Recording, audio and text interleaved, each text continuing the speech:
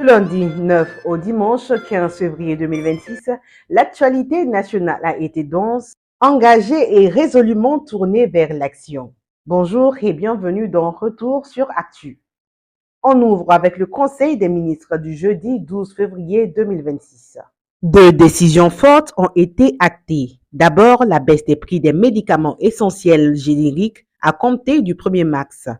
Des réductions importantes jusqu'à 53% pour les injectables, 67% pour les comprimés, 72% pour les consommables médicaux et 20% pour les sirops. Une mesure sociale attendue qui soulage directement les ménages. Dans le même temps, le gouvernement a adopté un décret structurant pour l'économie nationale.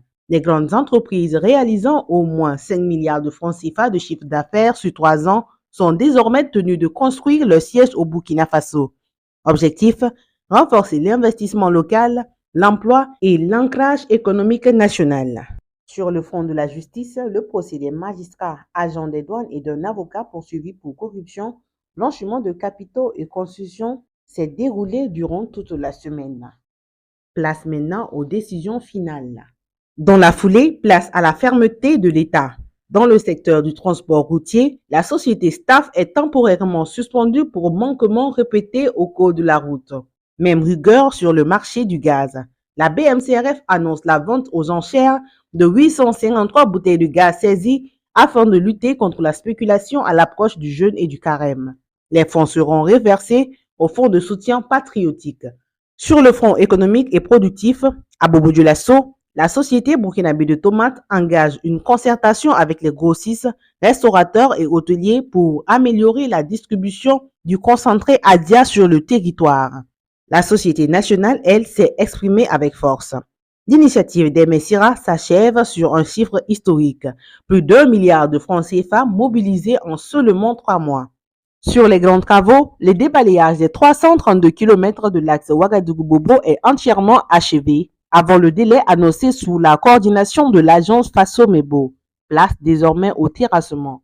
Sur le plan sécuritaire, 83 nouveaux opérateurs des forces spéciales sont désormais prêts à servir la nation après 9 mois d'une formation intense.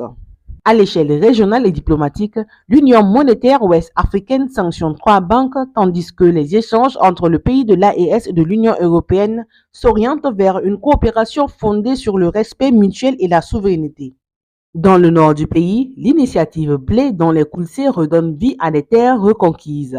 30 hectares emblavés, 70 tonnes attendues, des femmes et des VDP en première ligne. Le blé devient ici un symbole de résilience et de souveraineté alimentaire. Et pour refermer ce numéro, place à la culture et au sport.